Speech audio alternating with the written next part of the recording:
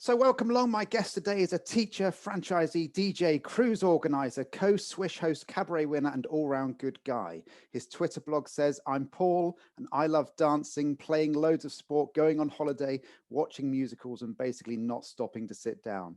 Today on Life on the Off the Stage even is all about finding more about the man that is Paul Brooks. Welcome along. Yeah, what an intro, Richard. I love that. I didn't know what you were going to say then. I know it's quite scary, isn't it?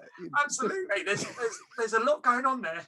There is a lot going on there. Yeah, I was looking back. So what I'm doing is I'm looking on Google, I'm typing in your name and finding out who Paul Brooks is. Now, there's also a police commissioner called Paul Brooks as well, but I guess that wasn't you. No, I don't think that was me. No, far from it. I've never Googled my name, actually. I might try that after this. Have you not? All the images that come up, it's quite Have scary. you ever Googled your name? No, maybe. All right. Yeah, that's something I wonder how many people have actually done that. Do you know what's quite scary? I was doing a family quiz the other day, and a number of my family members had Googled my name.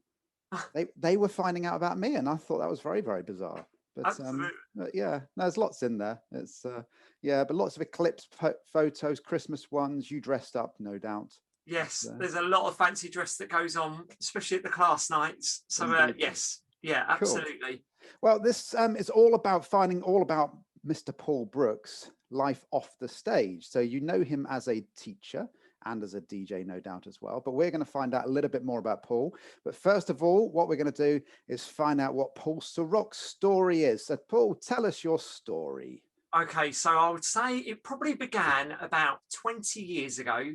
And it started off with the fact that my brother, who is a twin, which is Glenn, he had work colleagues saying to him, "You need to go dancing." And he suddenly got into this bug of going to something that was called Ceroc. And as he was coming in from work, he was then going back out again. And 2 or 3 times a week, he was doing this dancing. And I was like, I'm not interested. Don't want to do that.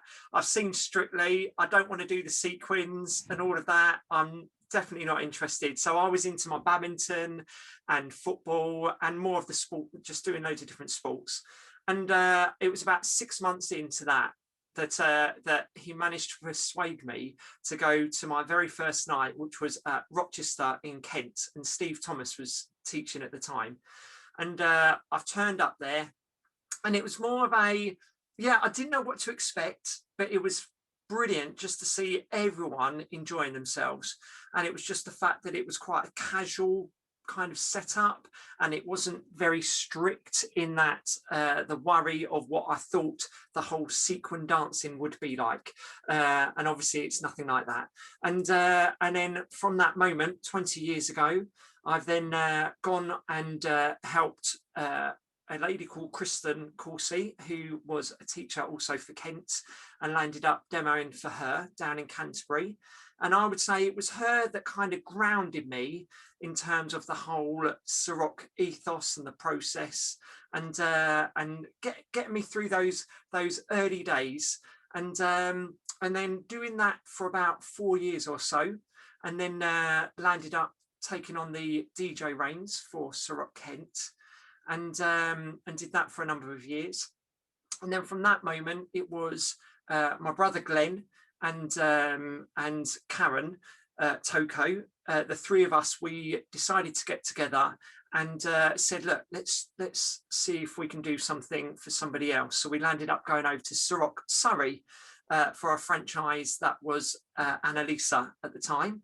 And we went and did a class night on a Tuesday at Bourne Hall in Youghal. And we did that for about a year. We took numbers from about 25 to 30 coming along, and managed to turn that night into about 120 to 130 regular dancers. And that's probably going back to the fancy dress comment you made earlier, Richard. That's when we landed up doing lots of party nights and fun nights, and that seemed to just generate the extra boost of numbers. And it was a year later that we then decided we're going to do it for ourselves. And so we set up a franchise, the 3 of us, which is part of the Essex area.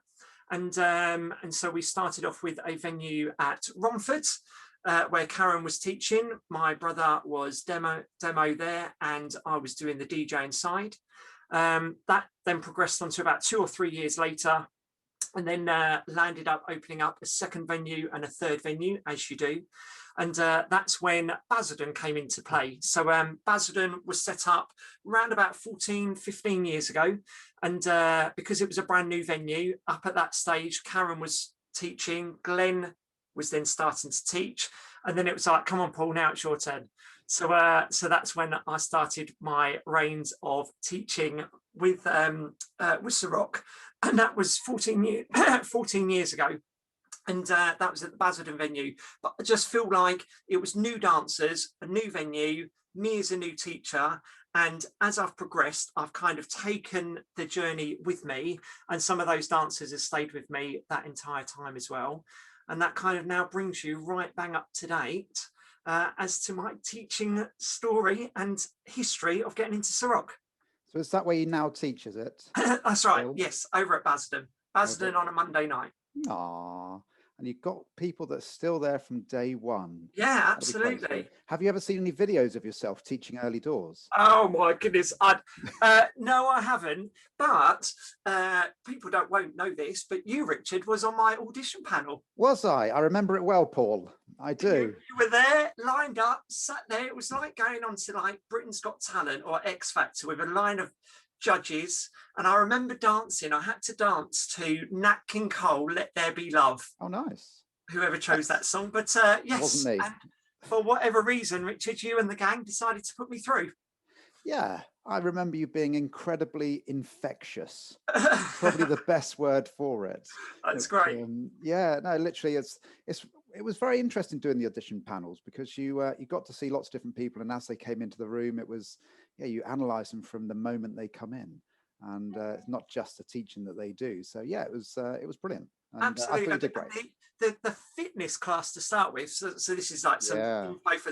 Oh my goodness, those obviously people don't know what's involved with the actual audition side. But then we had this keep fit person come in, and well, it was like hand, body, eye coordination for about 5 minutes. But this level will go from easy to progressively hard, and by the end of it, you just felt like arms and legs were all over the place, and it was like survival of the fittest. But it was a fun thing to do. But it was great.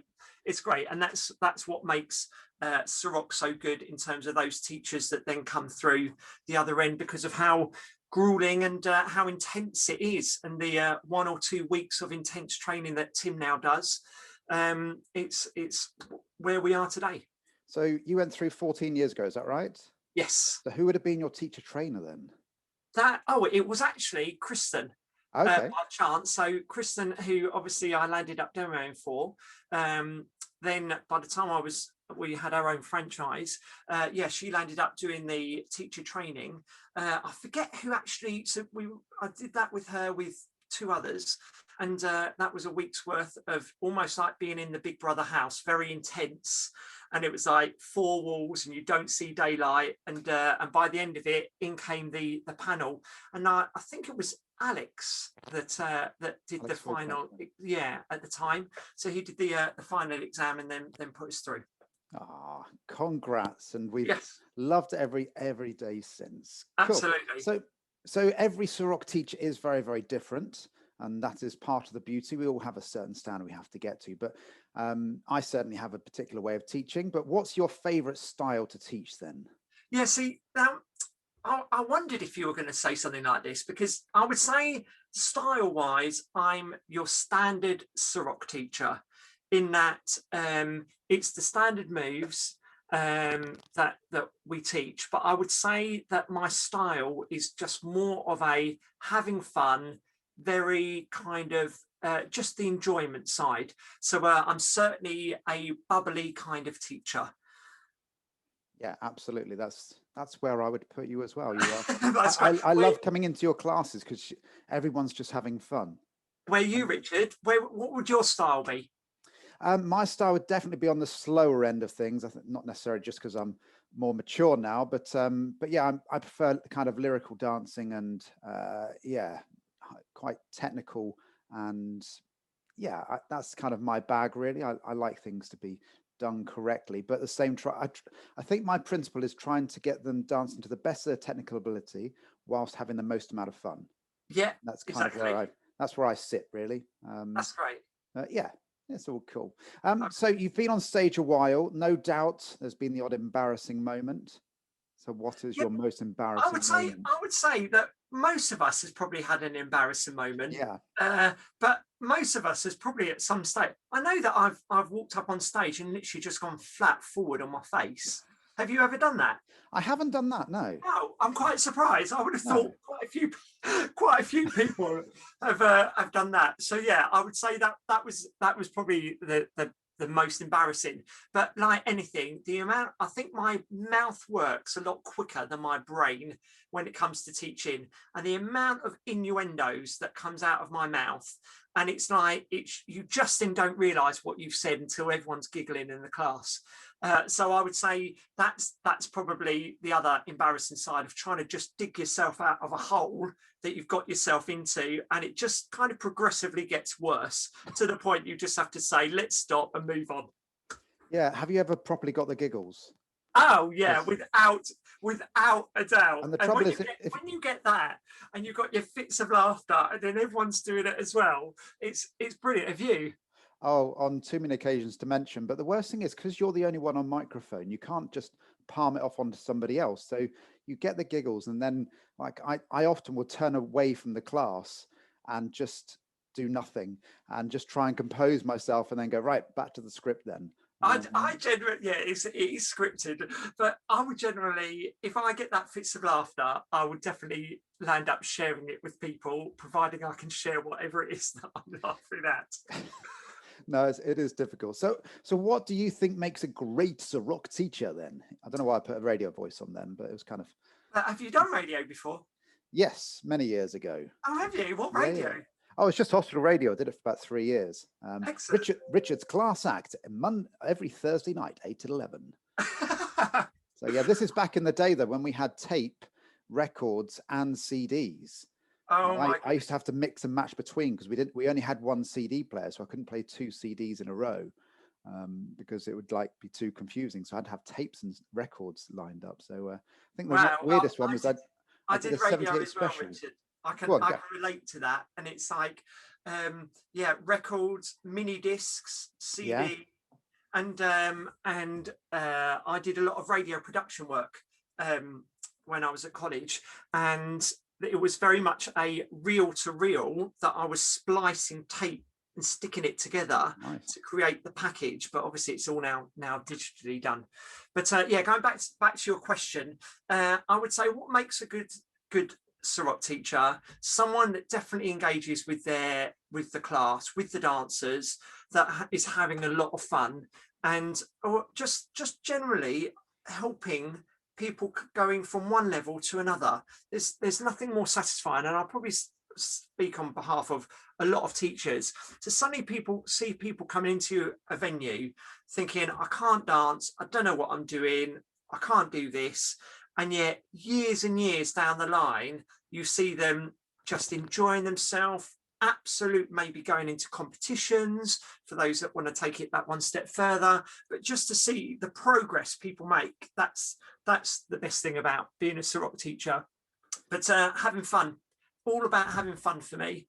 It's never been about the work side. It's never been about that. It's meeting people for me on a weekly basis at different venues and just enjoying myself. It's that escapism from a hard day's worth of work, and it's just escaping from all of that and just meeting up with people. So do you class teaching Sorok as work then? No, definitely not. I heard a great phrase recently, and that was that if you actually start doing your passion as your job, you'll never do another day's work in your life, which I quite like that. That's great. I love that.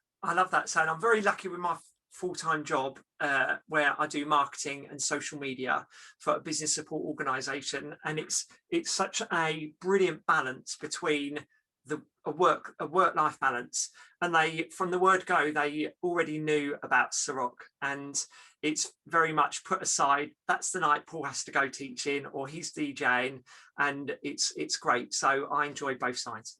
Oh, cool. It's you seem to love teaching, which is what it's all about, really.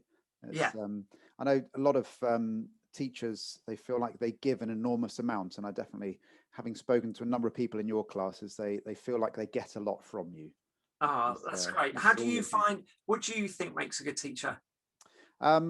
connection to the class, however that is done, is the main thing for me. So I'm not a big fan of teachers just talking at the class, because then they may be a great teacher in regards to what they're teaching and great dancer, but yeah, you need to have connection and know who your class are, and then do it appropriately. So I may teach differently in one venue than I would in another venue, because that particular class wants something completely different.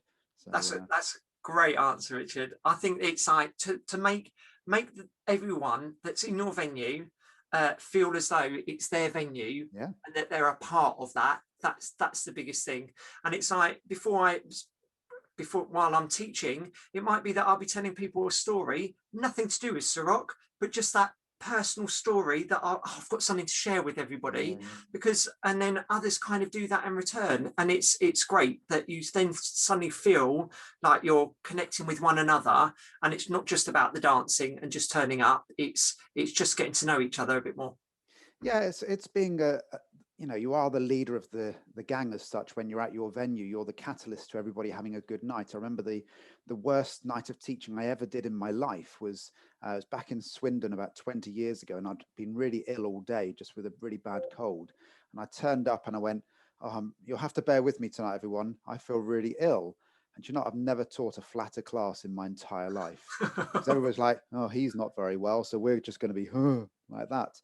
So yeah, it was a good learning for me that you know, no matter what happens during your day, you get up there. It's a bit like if you go and watch Robbie Williams in concert, or whoever your favorite artist is. You don't care if he's had a good or a bad day. You want to see him get up there and do his thing. And that's kind of the same as being a Sorok teacher. Yeah, You know, that's something that people probably don't appreciate, that at some stage throughout the year we all come down with flu and not feeling up to it, but it's almost like a can't have that, it's the whole stage face, let's enjoy it, exactly that. yeah, and sometimes it's easier than others, and you know, hopefully most of the time we're in good moods and we're in our happy place when you go to a Sorok venue, because the rest of the world doesn't exist for those 3 hours. Yeah, and you're just there and you're doing your thing, and it's an amazing thing, which I feel very privileged to do. I remember going to see a pantomime, and Brian Conley was on stage, and he was saying he genuinely feels privileged that people come along, pay their money, and watch him do his thing on stage. And I still feel that way regarding when I'm teaching dancing. Yes, I'm there as a teacher, but you know, it's a privilege to be up on stage. So every time, absolutely, which I love. Absolutely. So you've been a DJ. So what's your DJ story then, Paul? Well, I would probably say that the DJ comes first before the teaching. I was 8 years old when I decided to set up my own mobile disco, and so it was like a little hi-fi unit, a little record player, a few disco lights. It literally had like 4 little bulbs, and then I would go out, and my parents would drop me off at the local village hall, and then I would go and do a little disco for friends and people, and then years went on, and that little disco turned into a huge disco setup, to the point that we landed up alongside Glenn. I roped him in as well, my twin brother, and we had one of the largest disco setups in Kent. Wow. And so that took me through kind of like the primary school and then secondary school kind of age. And then from that point, I left school and went and studied media and radio. And so that's where it all kind of comes into play in terms of presenting a radio show is very similar to presenting on stage for Ceroc.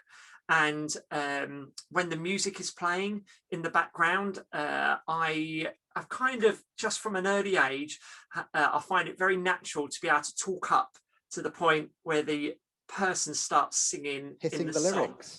Yeah, absolutely. Yeah. And then counting in, and deep down, it's like, Claire Jiggins, who's my demonstrator, I would have a little giggle with her when I'm all smug with the fact that I've managed to talk for 40 seconds up to a track and counting and get the class to start on time. But I would say that goes way back to when I was at college. But from that point, I worked for a number of radio stations, Invicta FM at the time, which is now Heart. So I was doing a lot of production work for them, and then local stations as well, and as well as doing the disco side. And I think that's when Sorok came along. It was very much I love the dancing, but I now want to be a DJ for Sorok. Because to do a DJ night for a wedding or a birthday party can be quite hard work just to get people on the dance floor. Where with Ceroc, as we know, you press play on a track and you've already got an audience that wants to dance. Yeah. There's still a skill to that because you've still got to find the right music to play. And I would say that in the early days of Sorok, when I was DJing, Eric Wilson was the DJ for London, and he was the one that I always looked up to. He was doing the Sorok Champs at the time. His music was very varied, it was very upbeat, and I've always said to Eric that he was my competition. And but from the early stages of me DJing, I would, while I was dancing, go around the class and say to people, what is your favorite track? What is your favorite tune to dance to? And I would write that down. And I did again, that. That's where you then have, even on DJing, a connection to the class. And that's Absolutely. Really important, rather than thinking that as a DJ, you know best. And now my philosophy is always, it's their night, not my night. That's if it. I can include their tracks in there and it fits in with what we were trying to do, then yeah, it's their night. I would say certainly for the first few months, it was very much a playlist that I'd got from the dancers of that venue, knowing that that's what they like to dance to. And that was then built up over time, and also my experience in radio and also doing the discos and bringing in the extra tracks as well. And that is kind of like the starting point of my DJing career for Ceroc. And as time's gone on, I've obviously got involved with the Escape Weekenders, now the Sorok Cruise. And then when Eric handed in his headphones, as you say, a few years back with the Sorok Champs, I was kindly asked to take over as doing the competition music for the Sorok Champs. And that's probably one of my highlights, just to be able to start from a normal DJ, going through it, trying to please everybody the best I can with a variety of music, and then to be asked to DJ at the London Sorok Champs is one of my highlights. So without a doubt, but without the likes of Eric and Gary Turner, the late Gary Turner, who was very encouraging, that's where I am today. Yeah, and doing competition tracks is incredibly difficult. The amount of getting months, it right. The amount of months that go into play, and some people think it might be a little couple of weeks beforehand to turn up, play the music, but the amount of conversations I would have for the London Champs, Tim Santana is so involved with that playlist. Alongside me, I would start the bases off. There's something like 120 competition tracks that we use throughout the day, and I would set out the main playlist, send it over to Tim. He would then look at it from his point of view, add his comments in, and we'd be swapping and changing, and that would happen about 2 months before the competition itself. And then on the day, there's the playlist all sorted. That's the easy part, pressing play on the day, because the hard work's already done. But yeah, it's great to be able to put in all of that work, seeing everyone enjoying themselves, seeing the reaction of pressing play to a particular track and people going, oh, wow, I love this track. Or on other occasions, oh my days, I hate this one. Why the hell are we dancing to it? It happens, but it's great. It's great to see that response. It does. And as a competition dancer, no matter what's played, you've got to do the best of your ability. So, you know, you may like a track, but somebody else might not like it, but it doesn't make it a bad track. It just Absolutely. means that person doesn't like it. I'd say if you speak to any DJ to try and please everybody on the dance floor, Okay. it's not possible. But providing everyone plays a nice variety and a good mixture, then you're on safer grounds. Yeah, so 25 Latin tracks in a row may not be the best policy. Not quite. Likewise, with 25 grunge tracks, again, you may clear the dance floor. So yeah, absolutely getting the variety in there. Yeah. Is always quite key.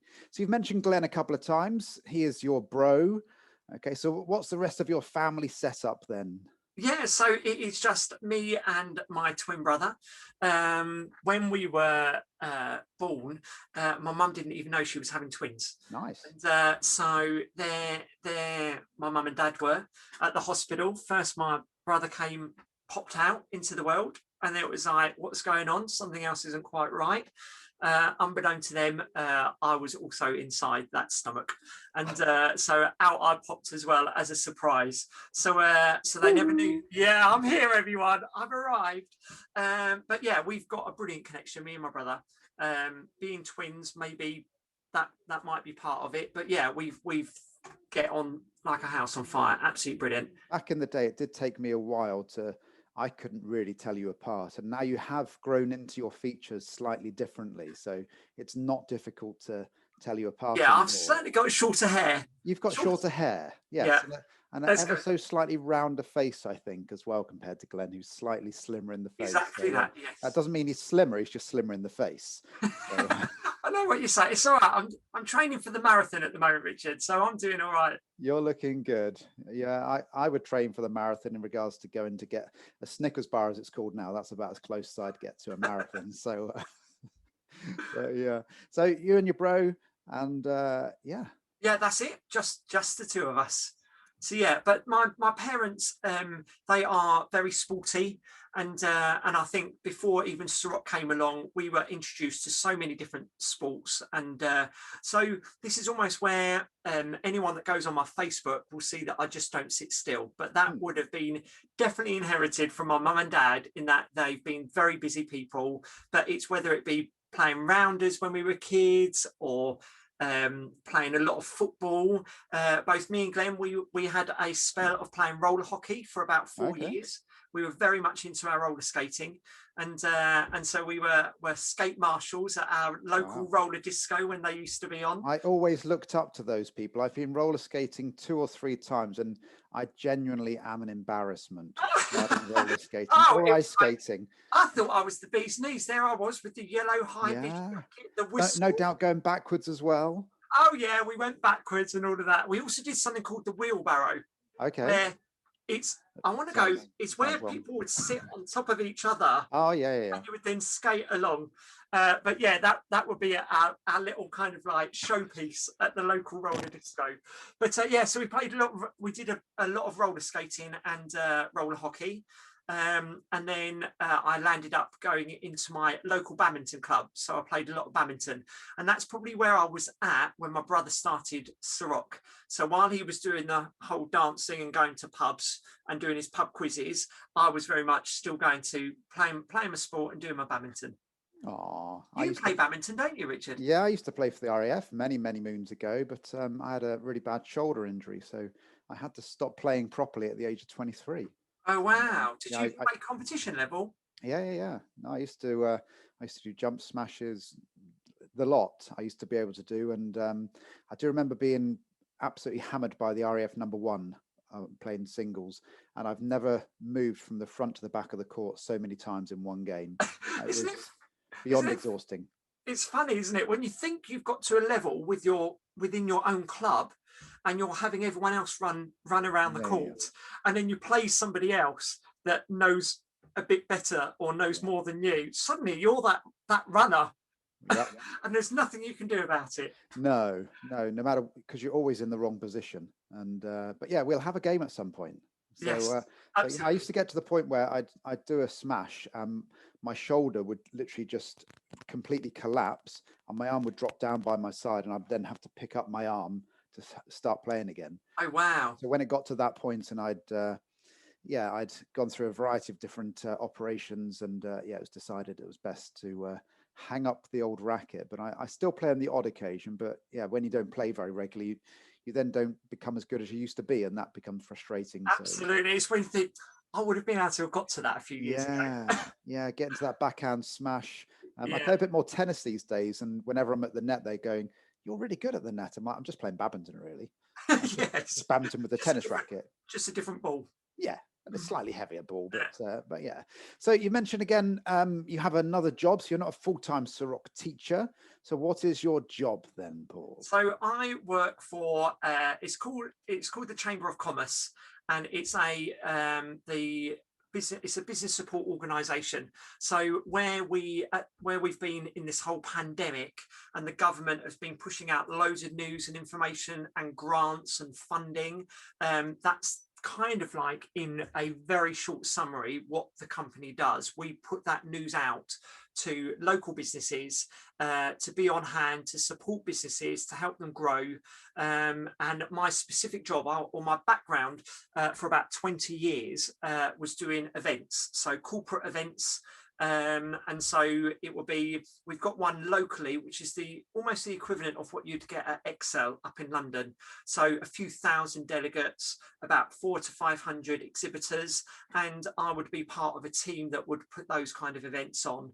But having had that kind of experience for 20 years, there was an area in terms of the marketing side that needed filling, and that's where I kind of progressively have gone. So now I do the marketing for the company, and then suddenly this whole world of something called social media popped into play a few years ago. What's that? So now I do the marketing and the whole mix, and that also includes social media.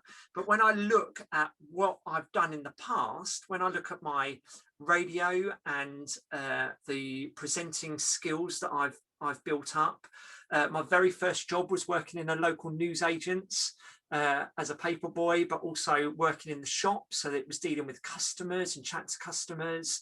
And then when I look at now running events and then doing the marketing side, all of those skills is what's gone into helping me and my brother run the franchise locally. And it's having that skill set that's certainly helped us get to where we are now. Oh, it sounds good. I'd say it's often all the experience you've got before that help you in current day, isn't it? So yeah. Absolutely. Cool.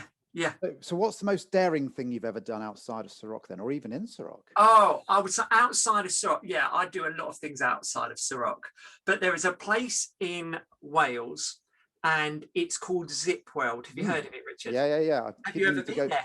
No, I keep meaning to go there. I just haven't got there yet. Oh, it is one of the most exhilarating places to go to. If you're an adrenaline junkie, it's definitely a must place. So Zipweld is loads of almost like your Go 8 kind of courses, but there was also a cave where we would do rock climbing in a cave. They've got trampolines built in an underground cave, but one specific area is something called Velocity. And Velocity is at the top of a huge hill.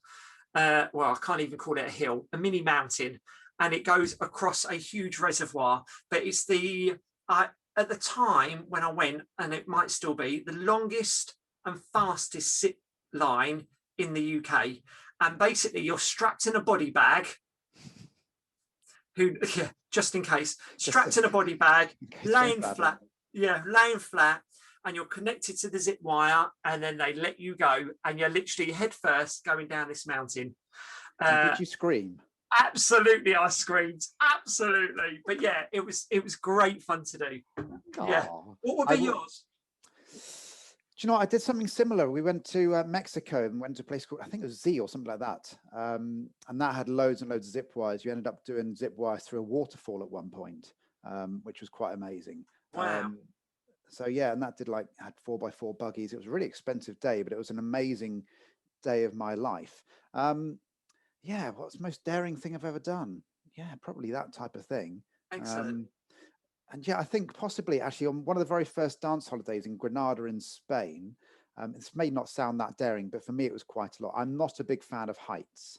And we went canyoning. So you're in between the canyon and you're walking through the river that goes down it. And we got to one particular pool and they said, if you want to, you can go up onto that ledge and jump into the pool. And you know, the ledge was, I think, 20 foot up above. But then, of course, you're another 6 foot-ish. Mine's a Absolutely. few little inches. So you're actually like 25 foot up in the air. Yes. And you're looking down, you're going, you know, cross the arms over and yeah, and Did you dive do it? in. Yeah, I did. Oh, good for you. Yeah, I did it. And yeah, I properly papped my pants. But yeah, it was. I still remember it really clearly now. So yeah, no, it's fabulous. It was Great. fabulous. Great. Cool. Right, we're on to music now. Okay, So there's 3 questions that you've got here. Okay, the first of those questions, I'm going to edit in afterwards the music just to let you know. Okay, but the first of those questions is, what is your favorite track to dance to? Now, hard question, I know, because it changes for me. yes, it does. And the trouble is, because I've been brought up with such a wide spectrum of tunes that I would play at discos and different genres, this is so difficult. But can I just rephrase the question slightly, in that I feel the most popular tune that people probably would associate with me playing and dancing to would probably be the Bongo Song by Safra Duo. At the time when I first started dancing, that was the tune that Eric Wilson played at the Sorok Champs. And it was one of those, it was a, wow, what is that tune? And it was the in tune, and that's probably stuck with me because of the history behind it. And when people say, oh, it's Paul, no doubt he'll play the Bongo Song. Sometimes I do, sometimes I don't anymore, but that will probably be the most popular. Let's see if we can actually have a quick listen to it. I'll try and play it for you. Okie dokes. It's a classic, Richard, shall we say.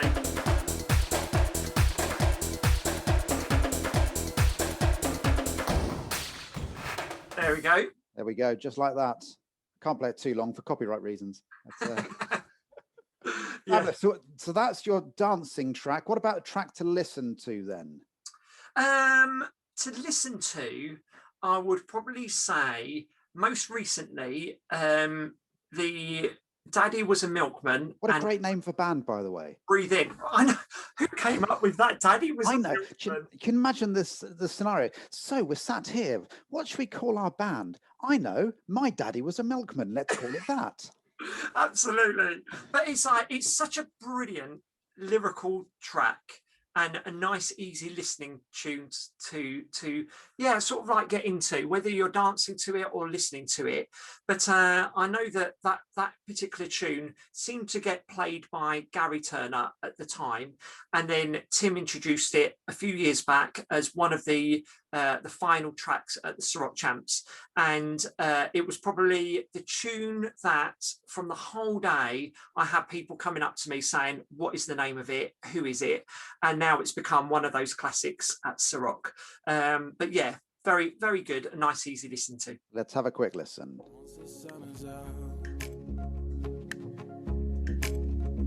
Fast forward a bit. See, I would say this is the kind of tune that you would like to dance to, Richard. Yeah, it is. Absolutely. It's 108 beats per minute. It's there or thereabouts. So yeah, no, it's a lovely track to dance to. It really is. Excellent. And what's been the most important track to you in your life, and why? The most important, I'd probably go with. See, it changes all the time, but I would probably go with Pharrell Williams and Happy. Wow. And it's not necessarily, you can't dance to it because it's way too fast. But I would probably say it sums me up as a person and an individual, as in very upbeat, very happy, and love life. Let's have a listen. It might seem crazy what I'm about to say. Doesn't it make you just smile? It's great. Love it. But just don't dance to it. Just 160 beats per minute, though. I'd have a heart attack at the end of that. Absolutely. I'm not a young man anymore, so. So if you had a choice, final question on music. If you had a choice, 100 beats per minute, 120 beats per minute, 140 beats per minute, because 160 is too quick. Yeah. Which would you choose? I find that's easy question for me. 140 beats per minute. If I was at a dance weekender I'd always be in the main room. And that's probably, in terms of where I position myself on the DJ side, it's always been as a main room DJ. Yes, I very much got into Silk and the slower tunes, but for my teaching style and my ability and what I enjoy the most, it will be 140 beats per minute up in that main room on those weekenders. Fair enough. I believe 128 beats per minute is the perfect beats per minute to get the heart rate going and to connect with the person. So absolutely, that is definitely your average Ceroc beat, I would say. Yeah, it is. Not around here, but it's a No. little bit slow around here, but there we go. Slightly different. Fabulous. Right, we're on to the final part now. So this is quick fire questions for you, okay? Everyone's going to get these questions. I'm ready. These are completely random questions, and we'll finish off with these, okay? So, your favorite ice cream? Caramel Choo Choo, Ben and Jerry's. Very good. Are you clean or messy? Oh, clean. I'm a Virgo. But they say Virgos are clean and tidy and organised, I believe. I think I know the answer to this one. Love or hate roller coasters? Oh, absolutely love roller coasters. Thorpe Park, Chessington, bring it on. I'm off to Thorpe Park this weekend with the big kids. Excellent. I can't wait. What's the phone app you use the most? Facebook. Apart from Facebook. Oh my days. That's social media. WhatsApp. What? That's still social. Okay. No, yeah, I've got one, and it's a game. Go on. And it's because my niece Emily, who at the moment is 10 years old, she's got me into a game called Among Us. Okay. Have you ever played it? No. Oh, you just go around killing people. Okay. Good. I'm glad your 10-year-old niece is playing that game. That sounds very suitable. I'm just joining in with them. So you're going around killing her, are you? Or absolutely. Yeah. Why not? Coffee or tea or anything else? Oh, tea. I used to be a very heavy fizzy drinker, but that, as you know, Richard, from when we went and did the Sorok cruise, 2 years ago, went out the window. So it's now cups of tea and squashes. Cups of tea and squashes. Favorite TV program? I don't really watch TV because I'm always out. Can I go with a favorite film series? Yeah. And that would have been 24. Okay. As in Keith Sutherland, Jack Bauer. Yeah, no, very good choice. Love that. And last question then. If you came back in your next life as an animal, which one would you be and why? Monkey, because they're mischievous. Very good. We had one rip the aerial off Zoe's car recently at Longleat. So yeah, literally looked in the rearview mirror. Aren't they? That is excellent. I just think they're brilliant. They are brilliant. They're great. They're just running around and it's like, yeah, just enjoying life. Well, Paul, you are much loved as a Sorok teacher and as a person, I'd like to say as well. You're one of my favourite people. Thanks, Richard. Now, Richard, I know that you've asked me all these questions. Oh, go on. I think just for this last minute, people should know you a little bit more. Should they? Yes. Good. I'm glad I didn't know you were going to do a quick fire round. So guess what? Oh, God. I got you quick fire questions. So are you ready, Richard? This is very much unprepared. Absolutely. Are you ready? Shoot away. Texting or talking? Texting. Favourite day of the week? Oh, Friday. Play football and then have a few drinks. Always relaxing. Excellent. Favourite pizza topping? Oh, just one? Yes. Or couple? I'll be lenient. Quite like the combination of balsamic onions and goat's cheese. Wow. That's like sounds like market to me. I think you can get it in the Tesco Finest range. Favourite Disney character?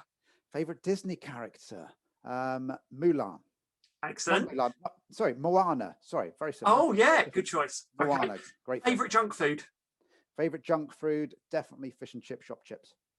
Cake or donut? Oh, I don't really do sweet stuff very often, but if I had to choose, donut. Okay. Favourite number? Favourite number? Good question again. 5. Number 5. Mine would be 7. But I'm not asking one. You're not asking me the questions. Giving presents or getting presents? Giving presents. Okay, 2 more to go. Favourite breakfast cereal? Kind of variations of Crunchy Nut. Lovely. Types of them. Granola. This is all very healthy. Have you noticed my questions all mainly evolve around food? Food, yeah. Finally, do you watch Harry Potter? Yeah, well, I did. What's your favourite character? Favourite character in Harry Potter? Hagrid. There we go. Yeah. 10 quick fire questions about Richard on your first podcast. You are so kind, Paul, to throw that at me. And yeah, it was very kind of you to do that prep. I appreciate that not, but it's great. No worries. But no, you've been brilliant, Paul. And I hope everybody's learned a little bit more about the man that is Paul Brooks. And yeah, so fantastic. So thank you very much, Paul. Lovely. And, Thank you so much for having me. No, that's okay. And we'll see you again soon. Lovely. Thank you.